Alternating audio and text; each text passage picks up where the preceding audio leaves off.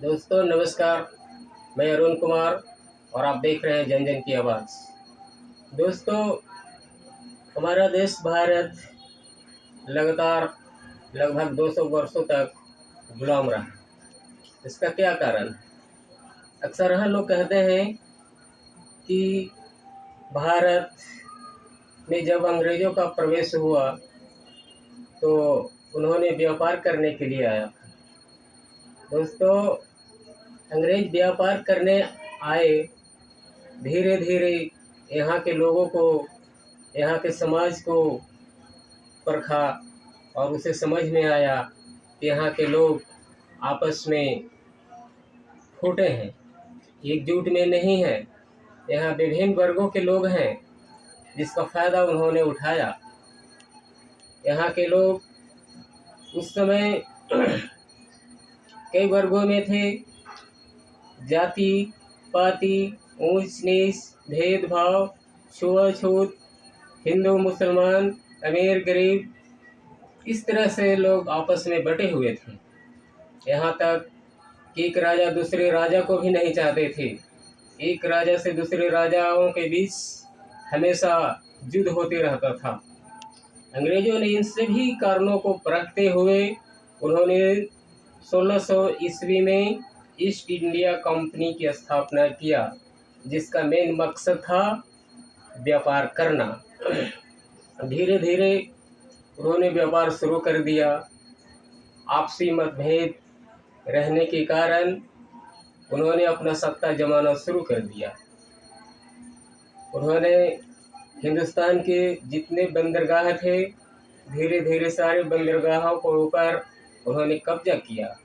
चाहे गुजरात हो, मद्रास हो, बेंगलोर हो, मुंबई हो, विभिन्न सभी तरह सभी जो है सके बंदरगाहों को उन्होंने कब्जा किया।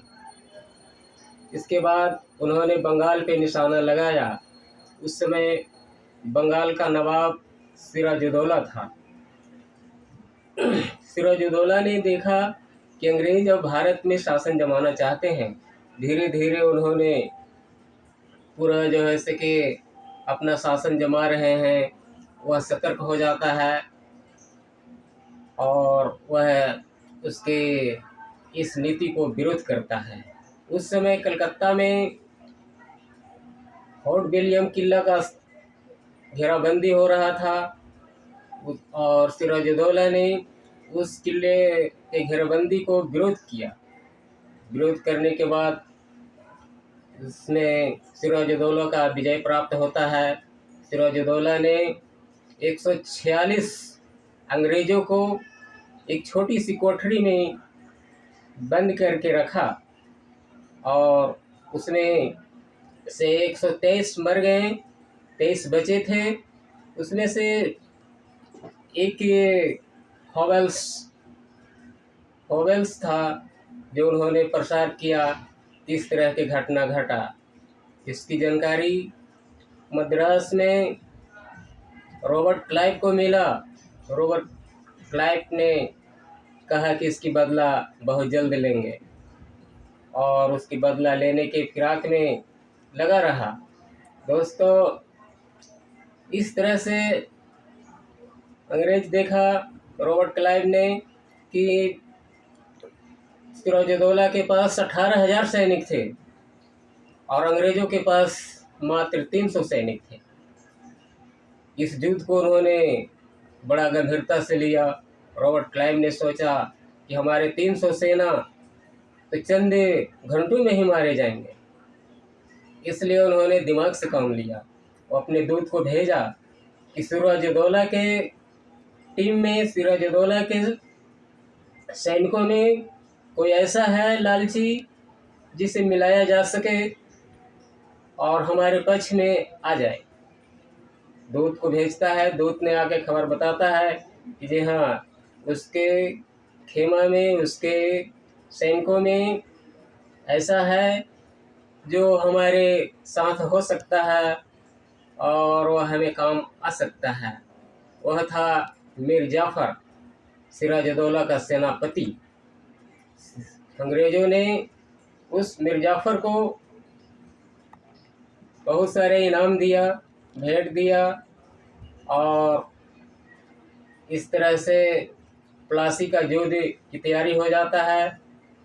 और उस प्लासी की युद्ध में एक तरफ सिराजुद्दौला का सेना, एक तरफ अंग्रेजी सेना 300, सिराजुद्दौला का सेना 18,000।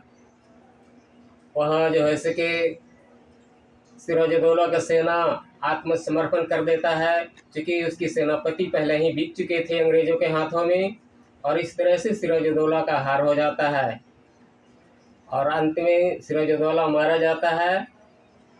वहाँ का नवाब मिर्जाफ़र को घोषित कर दिया जाता है, लेकिन उसे भी अंग्रेज़ धोखा देते हैं, मिर्जाफ़र को भी।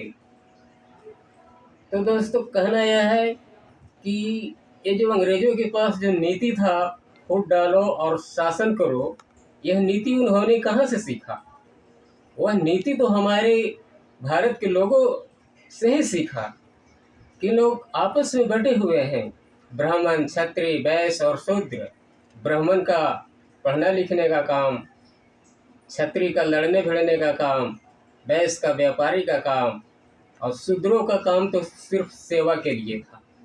यह सेवा करता था, इसके संपत्ति रखने का भी अधिकार नहीं था, क्योंकि इसकी सारी संपत्ति तो राजाओं के पास होता था।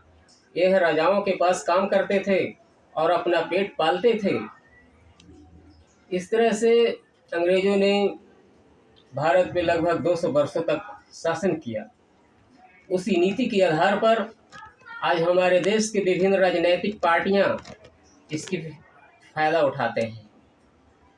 आज राजनीतिक पार्टी में देखा जाए तो देखा जा रहा है कि जो लालची लोग हैं उन्हें फोड़ लेता है और अपने पार्टी में मिला लेता है, और अगेंस्ट पार्टी को बुरी तरह से हार कराता है।